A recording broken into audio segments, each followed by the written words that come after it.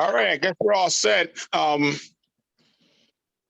to Human Rights Commission, February 18th.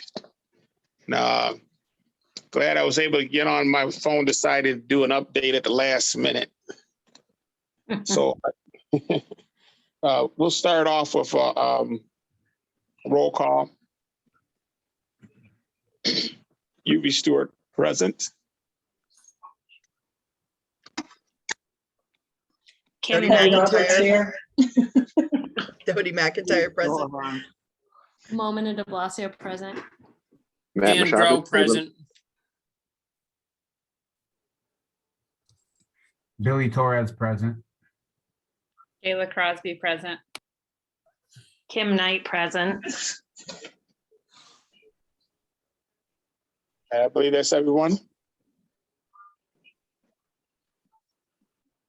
Were there any public comments, anything that anyone's aware of? Yes. I received an email from Mr. Doug Scotchmeyer, is that how it's pronounced? Who wanted to point out that at our last meeting, we used the term wheelchair-bound individuals a couple of times, and he wanted us to be sure to know that that is no longer a term that is accepted by individuals who utilize wheelchairs. And he sent an article that I'm happy to pass on to anybody if they would like to have it. In fact, I'll send it to the group after our meeting. It does not offer an alternative, but I would just remind everybody that we are not identified by our abilities and by the assistive technology that we use. So we should be sure to use an individual who utilizes the assistance of a wheelchair or something of that nature when we are talking about individuals. Also, he wanted to remind us that about the Southwestern Independent Living Center, which has been working with people with disabilities for 39 years. And I know that we've mentioned them before and acknowledged the resources there in the past, but he wanted to remind us that that resource was available. Very well. I didn't know there was an acceptable term, correct term. I'm not aware of it, but if they will let us know, we'll certainly be glad to accommodate them. Any other public comments?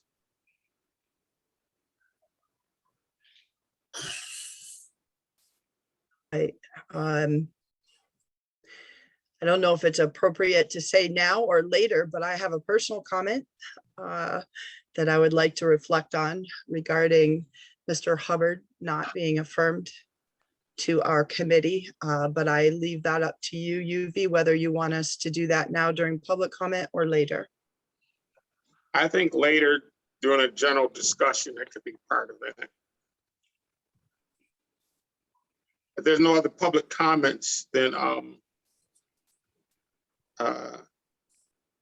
let's open up the general discussion and go right into that. So would you like me to open? Yes. I just want to publicly state how disappointed I am in the decision to not reappoint Mr. Hubbard to our commission. And I didn't want to lose the opportunity to say it. I've been hoping to get a couple minutes to write a letter myself to the Common Council, have not done it yet.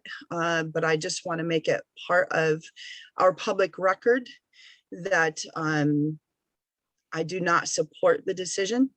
I'm disappointed in it. Justin and I certainly rarely sit on the same side of the table in many topics, but I have very much appreciated hearing his voice at this table and the wonderful way in which he advocates for others.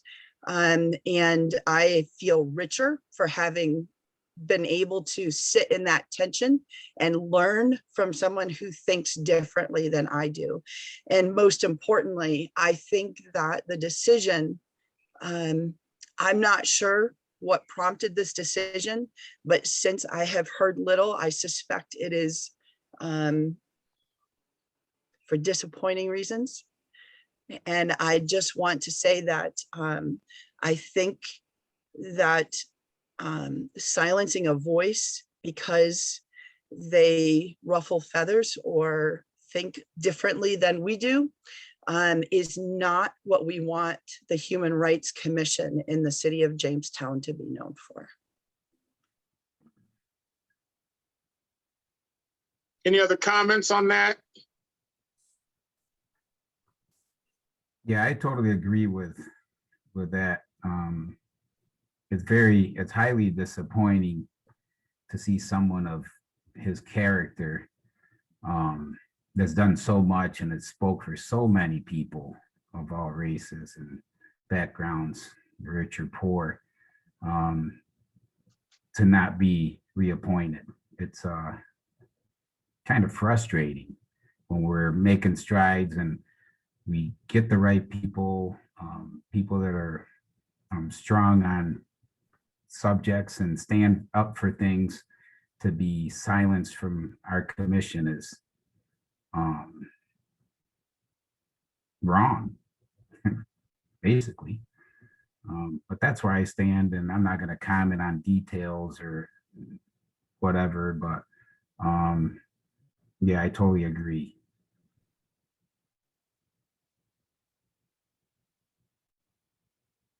I agree as well. I feel like it goes against everything that we're supposed to be all about. As Dodie said, we don't know the exact reasons, but we can probably guess what they are. And it just flies in the face of why the commission was created, I believe. Yeah, I agree. I reached out to Justin.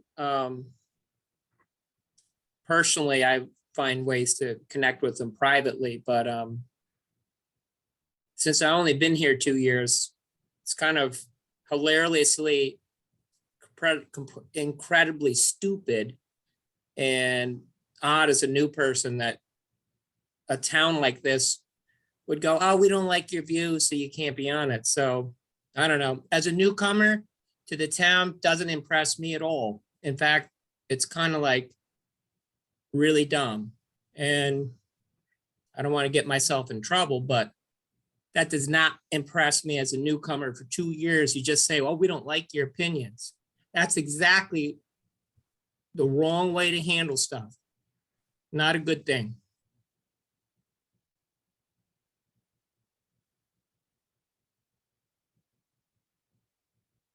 Yeah, to not agree with someone's opinions, and I'll say one thing, to just come out and call them a racist is totally absurd.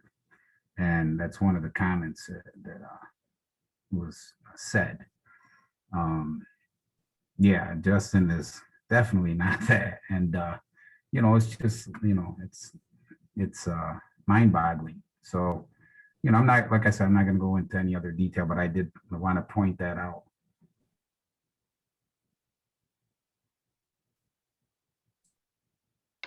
Well, I completely agree, and thank you, Momina, for getting all of our thoughts together in that letter and submitting it on time.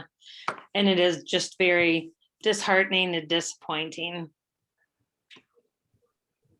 because you can just feel the loss just by looking at these little screens on the Zoom right now that he's not here. Just, it's a different feel. And now that leaves 2 empty seats on our commission, correct?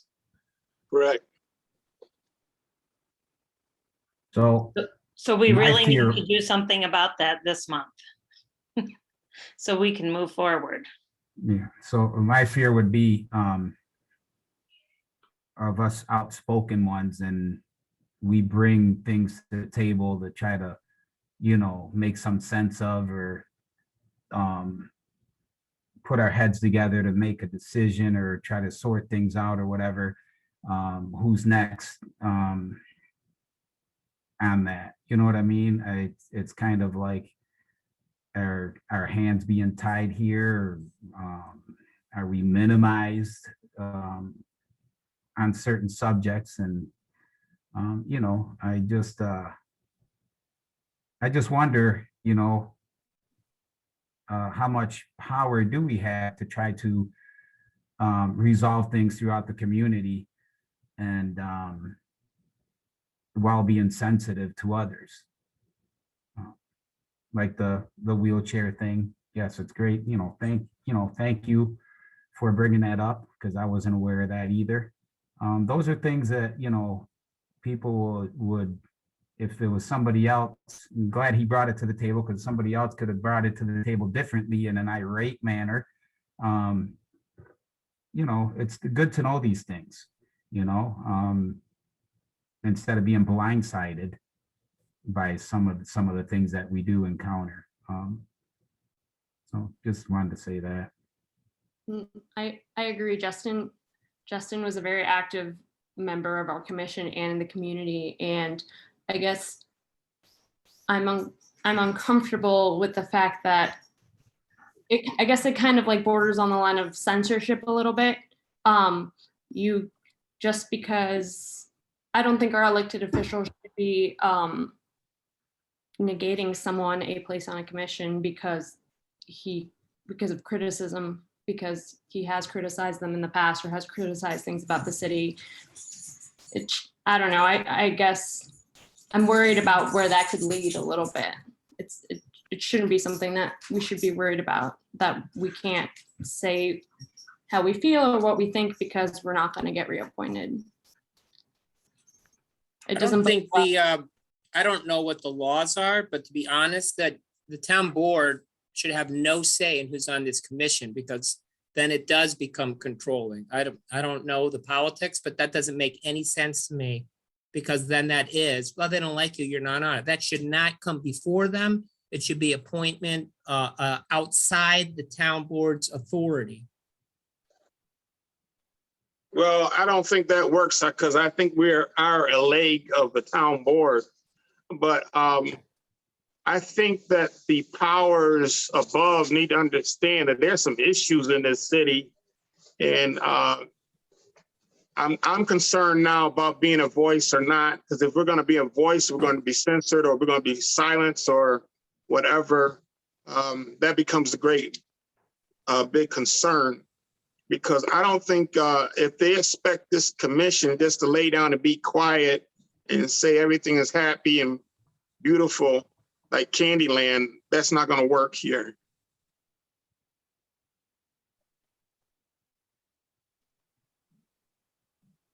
Yeah, I think we need to be vigilant of that.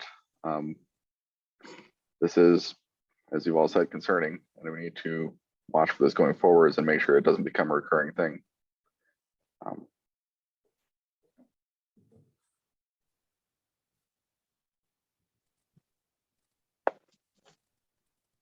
But that brings up an issue that leaves a big hole for us, because he was leader of one of our exploration groups. And we need to find a replacement that's going to do that group justice. And so I think we need to think over that and come up with ideas. Maybe we can present it to the next meeting. I know that we had talked, I think even when Mayor Sunquist came to our meeting, we had talked to him about having, if there were any new candidates, or if, you know, going through the applications again, the original ones. And it may be a good idea, if you could reach out to him and see if we could kind of try to re-get the ball rolling now that we need two more individuals. I think they're set a list. I think I'll try to pass the list out to everyone, or even ask the mayor's secretary to send it out to everyone. They sent it out once, and I think, yeah, maybe we should go over that list and then vet it and see what we could come up with. Right. Should we have a timeline for that? So maybe we have 2 new people coming by March? I'm not sure that we can be in control of that. Right, or at least we could have a timeline of getting the information of the names. If we have some names submitted, say by February 28th, we have all of that to you, UV, and then that goes to the mayor. Yeah, So- then that has to go to the council and they have to approve it. Maybe we Right. could aim for the March voting session. I think that's, I would say that's completely doable.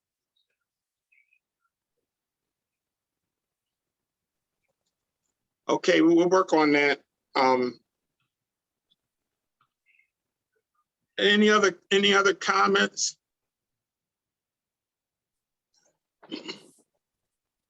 I had an issue, a general concern. I was wondering, even particularly during this time of COVID, were the people that were due to get services, are they getting the services they need? I know someone that come to me and they were getting a runaround, but I don't know the process. I know the state ran out of money as far as to pay rent and all that kind of stuff, but I don't know the process. And I'm not sure if the people who really need it are getting it.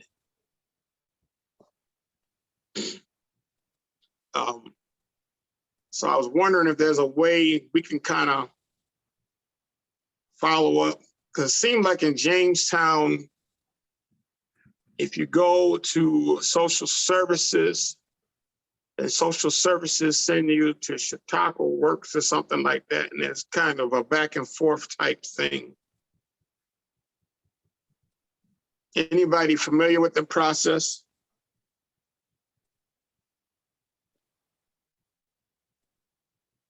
I'm not, but are you specifically talking about rent assistance, Yumi? Well, there was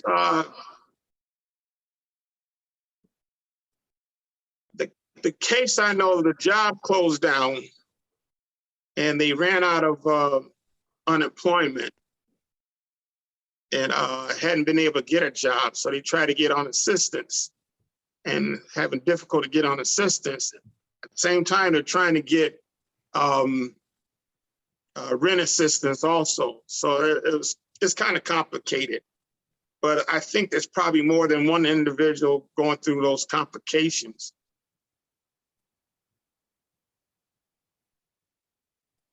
Is it an application process or is it just like a waiting game or being denied? Maybe all above, I'm not sure. I wonder if we that- could I know have DSS somebody. has got a huge Oh, I'm sorry. caseload for the last couple of years, so. Yeah. I'm Pardon me, not I didn't sure. catch you. Say that again.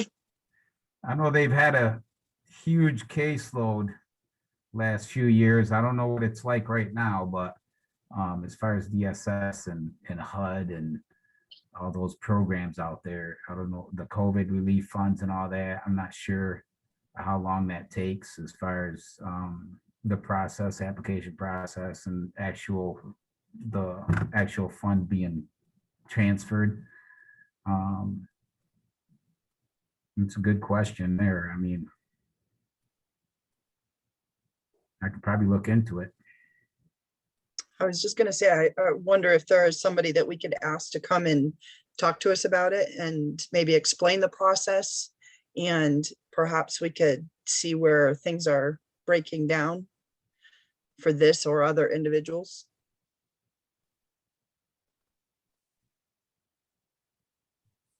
Yeah, that the person would be Christine Schuyler. And she may just send one of her supervisors or something. But we can look into that.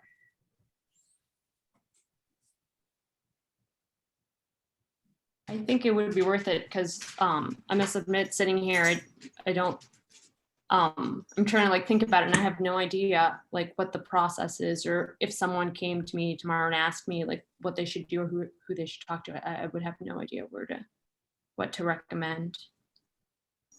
So I think that could be something that we could all probably benefit from.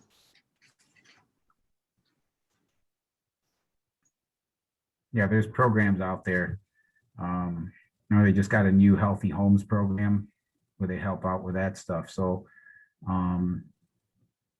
yeah, we can probably call somebody and get somebody to present and lead us in the right direction and who they can call or see for that stuff. And if they came and spoke to us, we could even use the recording of this meeting as a resource for individuals. Right. Lily, did you say that you knew somebody?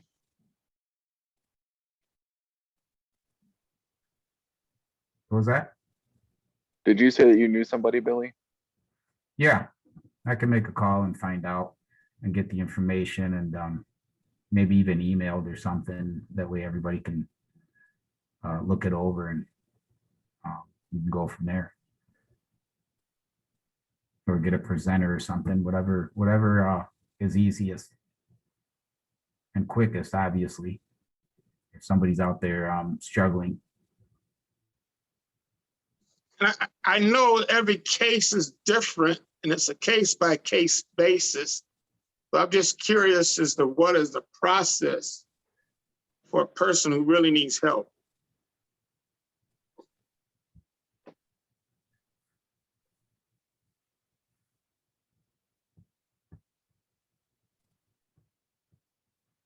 Yeah, I understand. I'll make a phone call, try to get some information and maybe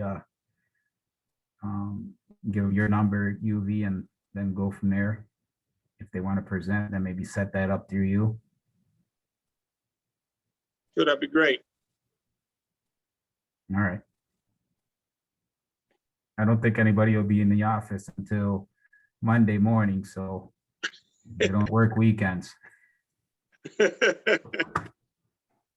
I'm Monday, sure. Monday is Monday's a President's Day. holiday. Yeah. Oh Monday yeah, is they're holiday. closed. Yeah, they're closed. So Tuesday So would be the nothing until earliest I can get a hold of Tuesday. somebody. Yeah, thank you for reminding me.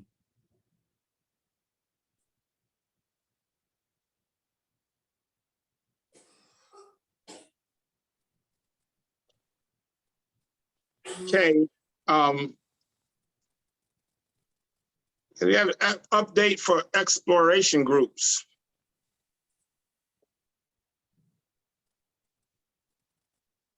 Well, I could start with the education group.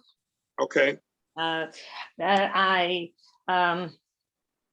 UV and I, along with Justin, had been at the very first Juneteenth meeting at Love School that happened every 2 weeks on a Thursday at 6:30 in the evening.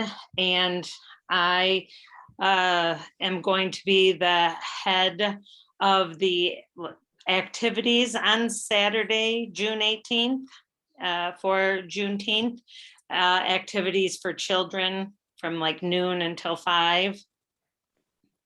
So I'm looking for volunteers and recruiting people. I'm thinking that our commission could help. First, I was like all gung ho thinking that the Human Rights Commission could just piggyback with Juneteenth and do a whole something, but UV stopped me. And so, but we know that if you were willing to help, so from noon till 5 on Saturday, June 18th, down at, I'm old school, I still call it the Chattacoin Park. It is the Jackson Taylor Park now, correct? Okay, so down there, and so far I tentatively have my daughter's hip hop dance groups performing. I may have a really spunky Zumba teacher coming at noon to lead a group if her husband lets her out of the house to do it. And then I'm just assuming that I would run it more like a fun fair, if you're familiar with elementary school, where there would just be different things. For instance, like face painting, a fish pond, some kind of knocking down bowling pins, all kinds of activities like that. So Tamu has told me that there may be funds through JPS to buy all of the stuff that I would need. But I'm also hoping, like the Human Rights Commission, maybe now's a good time that we use some of our budget to buy some swag, so we have it and have like a table set up there if we get the ordering going by March. If anyone wanted, I know I looked that up before for that grant with Scott, so I know there is a list, and I'm sure I saved it in my notes, just of what we needed: a table, banners, things that have our mission statement on it. Am I Canopy. making sense to anyone, or? Yeah, sounds Yes. good. Okay, And Kim, my husband and I will volunteer that day, however you want to use us. okay, great, thank you. Yeah, I'm just, trying to put it all together. There's just I know there'll always be a place where you need hands to, take care of kids and make it fun for them. And I know Regina Brackman was saying they wanted activities to keep people at the park all day long. So if it's noon to 5, that's why I thought I'd start out with some like fun, exciting exercise, and then go into the fun fair, and then end with younger kids. Well, they're anywhere from second graders up into seniors, and there's 3 different hip hop dance groups.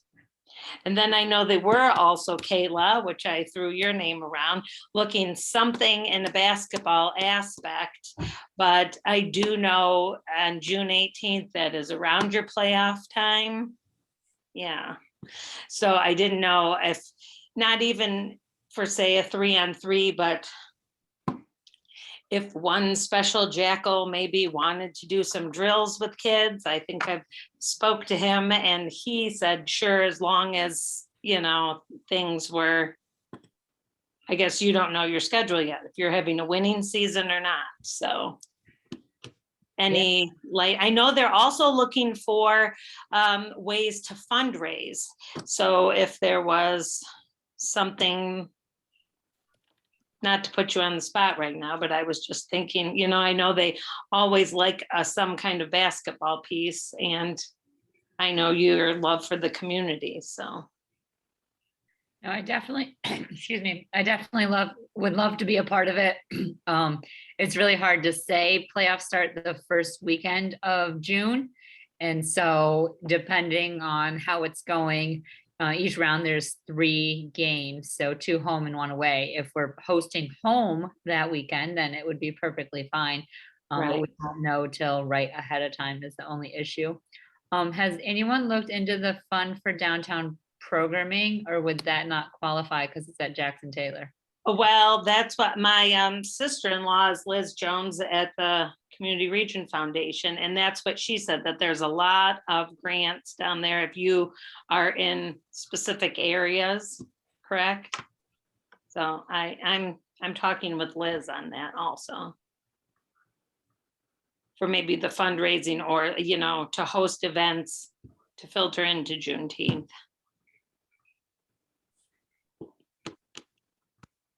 I think it's just that I thought it was very well organized at Love School. There's a board, and they're really starting early and wanting to make it really something this year. Am I correct on that, UB? Didn't you feel that way? Yes. I Yeah. think they really want to make it. I think they want to do the parade again and some stuff we used to do in the past. So it should make it exciting. Right. And the more people that help, just the better it is.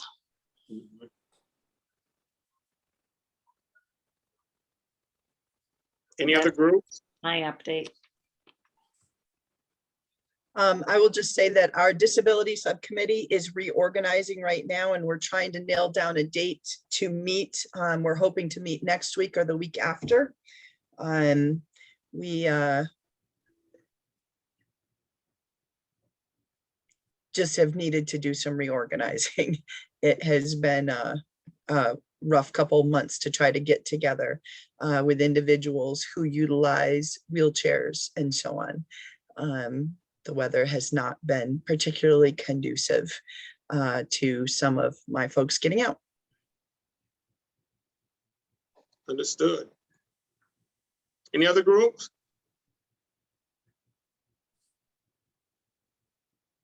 Okay, I can speak for the African American group. We have spoke with the superintendent of schools, and we are pushing for a navigator, and it looks like it's going to go through. So we're excited about that.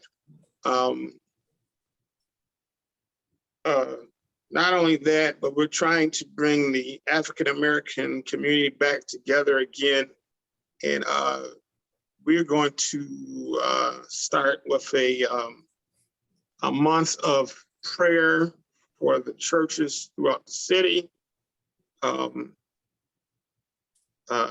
haven't got the flyer for that, so I don't have the information for you for that, but that's what we're trying to do, just trying to pull the community together and to move positively forward. And so we're excited. A lot of good things happening.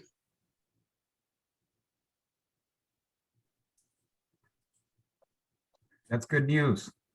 Congratulations. Thank you.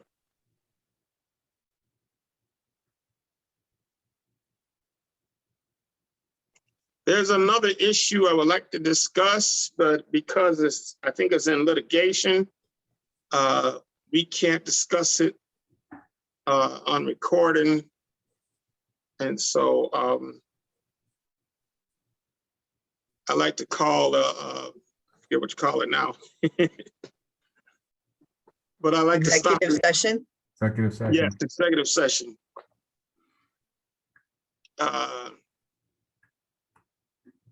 Yeah, issue in the schools came up and was brought to my attention.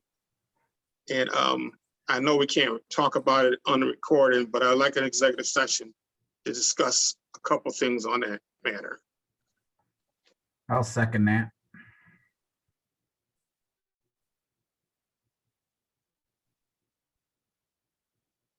Okay, Call can vote. we, Yep, all in favor? Aye. all in favor? All right. Aye. Any opposers? Okay, it shouldn't take long. We can stop the recording now. It's going. Sorry, 1 second.